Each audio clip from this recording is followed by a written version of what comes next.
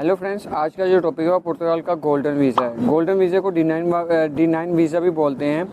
तो पुर्तगाल का D9 visa या गोल्डन वीज़ा हम कैसे ले सकते हैं, इसके लिए कौन कौन सी रिक्वायरमेंट्स होती हैं, इसका प्रोसेसिंग क्या है, इसके रिक्वायर्ड डॉक्यूमेंट्स क्या हैं, इसके बेनिफिट्स क्या है, इस पर कॉस्ट क्या है और इसका क्या फार्मूला है, कौन कौन से किस तरीके से हम इसको ले सकते हैं, इन सब टॉपिक्स पर बात करेंगे। अस्सलाम वालेकुम फ्रेंड्स, कैसे हो आप लोग? उम्मीद करता हूँ आप सब लोग बहुत अच्छे होंगे। मेरा नाम है अहमद, आप देख रहे हैं मेरा यूट्यूब चैनल DAhmed0490। अगर आप मेरे चैनल पर नए आए हैं तो फ्रेंड्स इस चैनल को सब्सक्राइब कर दीजिएगा। मैं आपको इस चैनल पर ट्रैवलिंग के बारे में, मुख्तलिफ़ कंट्रीज़ के बारे में, यूरोपियन कंट्रीज़ के बारे में, एशियन कंट्री के बारे में आप सब बताऊंगा नॉलेज कि हम कैसे किसी दूसरी कंट्री में ट्रैवल कर सकते हैं, किसी दूसरी कंट्री का हम वीज़ा कैसे ले सकते हैं, उनके लिए कौन से डॉक्यूमेंट्स रिक्वायर्ड होते हैं, इन सब टॉपिक्स पर बात करेंगे। तो फ्रेंड्स बढ़ते हैं गोल्डन वीज़े की तरफ। पुर्तगाल का गोल्डन वीज़ा, ठीक है। तो जो पुर्तगाल का जो गोल्डन वीज़ा है, इसका जो आप इसको समझ सकते हैं कि हमें गोल्डन वीज़ा लेने के लिए हमें वहाँ पर रियल स्टेट प्रॉपर्टी जो होती है वो हमने वहाँ पर लेनी होती है, उसको बाई करना होता है। तो ये इस बुनियाद पर जो लोग यहाँ पर पुर्तगाल को दूसरा होम, सेकंड होम के तौर पर रहना चाहते हैं, पुर्तगाल में वहाँ पर प्रॉपर्टी खरीदना चाहते हैं, असल में ये गोल्डन वीज़ा है ना जो पुर्तगाल का, ये उन लोगों के लिए बनाया गया जो पुर्तगाल के अंदर आएँ, जब चाहें वो आएँ। आकर इसके अंदर आपको बता दो कोई रिस्ट्रिक्शन नहीं है। तो जब आप गोल्डन वीज़ा आप लेते हैं तो आप वहाँ पर 1 साल में आपको 7 दिन रहना होता है, ठीक है। तो 7 दिन रहने के बाद आप अगले साल में भी 7 दिन रहना होता है। या आप ऐसे भी कर सकते हैं कि आप जो 3 बार वहाँ 3 बार रहने के बाद तो आप रहते हैं तो वहाँ पर 7 दिन आप इकट्ठे भी 14 दिन इकट्ठे भी रह सकते हैं। तो आपने 3 साल लगातार आपने वहाँ पर 7-7 दिन रहना होता है। वो चाहें तो आप इकट्ठे भी एक बार भी 1 महीना भी रह सकते हैं। ये इसलिए गोल्डन वीज़ा बनाया गया था ताकि जो नॉन यूरोपियन यूनियन लोग हैं ना, नॉन यूरोपियन, तो वो लोग आएँ और हमारे मुल्क में अपने सेकंड होम की तरह अपना घर बाई कर लें और वहाँ पर ये पुर्तगाल के अंदर रहें, ठीक है। तो सबसे पहले इसके बेनिफिट्स जो मैं आपको बता देता हूँ। तो इसके बेनिफिट्स में ये आता है कि हमारा मेडिकल फ्री होता है, हमें TRC कार्ड मिल जाता है, जो हमें 1 माह से या 3 माह के अंदर हमें TRC कार्ड मिल जाता है। 1 मंथ और 3 मंथ के अंदर हमें TRC कार्ड गोल्डन वीज़े में मिल जाता है। इसमें ये होता है आपकी एजुकेशन फ्री, मेडिकल फ्री, आपका जो बिज़नेस रन है ना, तो आप वहाँ पर कर सकते हो। आप अपनी जॉब के लिए भी अप्लाई कर सकते हो, ठीक है। तो इसके लिए तो इसमें जो इन्वेस्टमेंट करनी पड़ती है ना, तो इसमें 2 टाइप्स की आपको इन्वेस्टमेंट करनी पड़ती है। तो सबसे पहले आपको पहले तो 5 लाख यूरो की करनी पड़ती है, ठीक है। 5 लाख यूरो में आप करनी पड़ती है आपको, या आप 3.5 लाख यूरो भी कर सकते हैं। अब इनमें जो 5 लाख वाली यूरो है ना इन्वेस्टमेंट, वो आप पुर्तगाल के 2 सिटीज़ हैं, एक है लिस्बन और एक है पोर्टो, इनके अंदर आप ये कर सकते हैं। तो इसमें आप सिर्फ कमर्शियल प्रॉपर्टी बाई कर सकते हैं, ठीक है। तो जो 3.5 है ये पोर्टो और लिस्बन के अलावा आप पुर्तगाल की किसी दूसरी सिटी में भी आप अप्लाई कर सकते हैं। तो इसमें जो है आप कमर्शियल भी बाई कर सकते हैं और आप रेजिडेंशली प्रॉपर्टी भी बाई कर सकते हैं। तो ये हो गया फ्रेंड्स इनमें। तो इसकी जो लिमिट है ना, जब आपने प्रॉपर्टी बाई करनी है तो इसकी जो लिमिट है वो 30 साल तक होनी चाहिए, यानी 30 ईयर्स तक होगी। तो आपका जब आप PR के लिए या आप अपने पासपोर्ट के लिए जब आप अप्लाई करोगे तब आपको इजी हो जाएगा, ठीक है। तो जब आप उसके साथ डॉक्यूमेंट्स अटैच करोगे ना, तो आपका गोल्डन वीज़े का जो है ना प्रोसेस, वो भी आपको बहुत आसानी से मिल जाएगा जब आप उन्हें ये चीज़ ऐड करके लिखेंगे कि हम 30 ईयर या 40 ईयर्स के लिए हम बाई करना चाहते हैं। तो इसमें आपको एक चीज़ जो आपको एक टिप बताता हूँ कि इसमें जो टिप है वो ये है कि जब आपने प्रॉपर्टी ख़रीदनी है तो अपनी प्रॉपर्टी किसी बिल्डिंग, अब होता ज़्यादातर ये है कि हम कुछ भाइयों के पास इतना पैसा नहीं होता, राइट।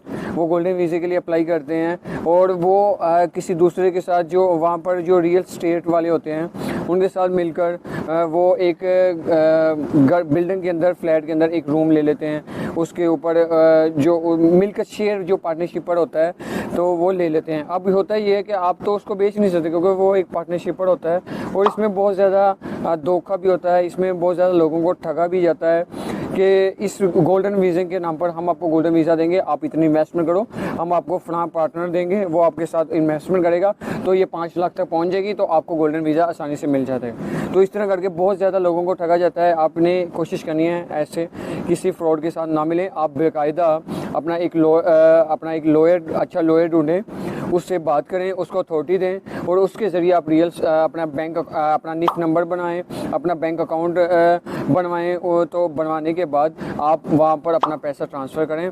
तो करने के बाद तो आप अपनी जो प्रॉपर्टी है वो उसको बाय करें, ठीक है। इसमें बहुत सारी कैटेगरीज़ में भी आता है, जैसे आप टूरिस्ट वीज़ा पर या विजिटर वीज़ा पर जाओ तब भी आप प्रॉपर्टी बाई कर सकते हो।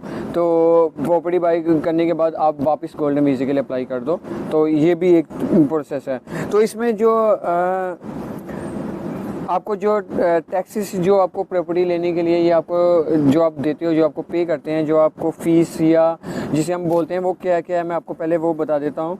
अगर आप सेल्स या परचेज़ कोई प्रॉपर्टी डील करते हो, उसमें लॉटरी फ़ीस होती है वो होती है 150 यूरो, ठीक है। उसमें वैट 23% होता है। जो रियल स्टेट की आप रजिस्ट्री कराते हो ना जब, तो अपने जो आपकी जो प्रॉपर्टी होगी उसकी आप रजिस्ट्री कराते हो तो उसकी 225 यूरो है, ठीक है, उसकी फ़ीस। तो उसके बाद उसमें जब आपको ट्रांसफ़र करते हो ना टैक्स, आपका जो फंड है, जो IMT भी जिसे हम बोलते हैं, वो 1.1% से लेकर 1.6% का होता है। ये डिपेंड करता है कि आपकी प्रॉपर्टी किस एरिया में है, किस रेशियो में आप ख़रीद रहे हो और या किस रेशियो में आप बेच रहे हो, ये उस पर डिपेंड करता है, ठीक है। ये आपका उस हिसाब से आपका जो लगता है। तो अभी बात करते हैं तो इसके रिक्वायरमेंट्स के लिए। तो इसकी रिक्वायरमेंट्स में जो आपने डॉक्यूमेंट्स लगना है, एक तो आपका प्रॉपर्टी का हो गया, ठीक है, आपका निफ नंबर हो गया, आपका बैंक अकाउंट हो गया, ठीक है। तो आपकी जो जहाँ से आप अप्लाई कर रहे हो तो वहाँ से आपने अपने ट्रैवल इंश्योरेंस बनवानी है अपनी पुर्तगाल की। तो आप वहाँ पर आपने मेरी जो सजेशन है, आपने 6 मंथ की बनवा लें। जब आपको गोल्डन वीज़ा अप्लाई करना है तो आप 6 मंथ की अपनी ट्रैवल इंश्योरेंस होना ये वो 30,000 यूरो से अबव होगी तो आपको चांस और ज़्यादा बढ़ जाएंगे। अब आपने यहाँ पर 2 चीज़ें करनी है।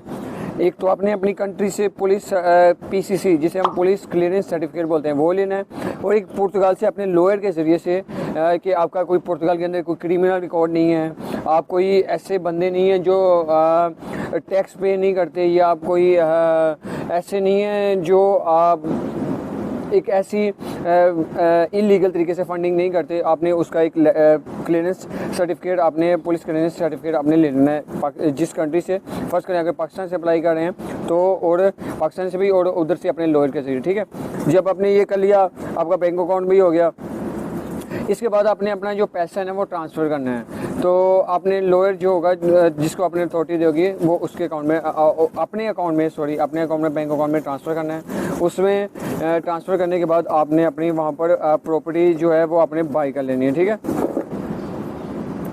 तो इसमें जो आपको एक चीज़ बताता चलूँ कि आप 5 साल तक अपनी जो प्रॉपर्टी होगी जो आपकी, आप उसे बेच नहीं सकेंगे, ठीक है। आप उस प्रॉपर्टी को बेच नहीं सकेंगे, आप उस पर रहेंगे वैसे ही। तो जब तक आपको TRC तो आपको मिल जाएगा 3 मंथ में, जब तक आपको PR या आपका क्या कहते हैं आपको पासपोर्ट नहीं मिल जाता पुर्तगाल का, तब तक आप नहीं बेच सकते, ठीक है। तो इसमें आपको जो फ़ीस देनी पड़ती है, जो आपकी इनिशियल फ़ीस होती है, जब आप अपने डॉक्यूमेंट्स VFS के थ्रू जब आप जमा करवा रहे होते हो, आपकी जो वहाँ पर इनिशियल फ़ीस होती है VFS की अलग और ये अलग है, ठीक है। ये इनिशियल फ़ीस है जो आपकी, ये है 540 यूरो। ये 540 यूरो है पर पर्सन के हिसाब से। फ़र्ज़ करें आप गोल्डन वीज़ा राइट ले रहे हो, तो गोल्डन वीज़ा जब आप ले रहे हो तो उसमें 540 एक बंदे का है। तो अगर आप और भी होगा तो इसी तरह आपका 1080 बन जाएगा। अगर आपका वाइफ भी या आपकी मदर भी आपके साथ जाना चाहती है तो वो भी, ठीक है। तो वो हो गया। इसमें जो आपकी वीज़ा की जो एक तो होगी आपकी इनिशियल फ़ीस, ठीक है। आपकी जो आपका गोल्डन वीज़े के लिए जो आप फ़ीस अलग दोगे वो होगी 5,392 यूरो, ठीक है। अब वो फ़ीस दोगे तो देने के बाद आपको गोल्डन वीज़ा मिल जाएगा, ठीक है। वो आप गोल्डन वीज़ा जैसे ही आपको मिलेगा आपने वहाँ पर चले जाना है।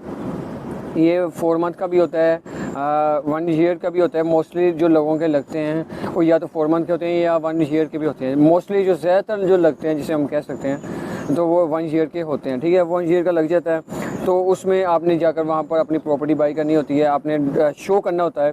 आपने वहाँ पर जब आपने गोल्डन वीज़ा के लिए अप्लाई कर रहे हो ना, या तो आप प्रॉपर्टी अगर बाई नहीं की हुई तो आपने अपने बैंक अकाउंट में वहाँ पर पैसा रखा हुआ है, तो आपने अपना प्लान बताना है कि सर मैंने ये फ्लैट है, ये बिल्डिंग है, तो ये उसका फ्लोर है, तो इसमें मैं अपनी प्रॉपर्टी बाई करना चाहता हूँ, ये उसके डॉक्यूमेंट्स हैं। मैं जैसे ही वहाँ पर जाऊँगा तो मेरे बायोमेट्रिक हो जाएंगे। सर मैंने ऑलरेडी अपना ट्रांसफ़र मनी की हुई है पुर्तगाल के अंदर, ये उसका बैंक जो है बैंक स्टेटमेंट है।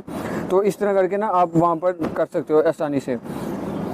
जब आपका 1 साल का वीज़ा लग जाएगा तो उसको रिन्यू कराने के बाद आपका 2 साल का TRC कार्ड मिल जाएगा। जब आपका 4 मंथ का जब वीज़ा लगेगा ना गोल्डन वीज़ा, उसके बाद आपको TRC 1 साल की मिलेगी।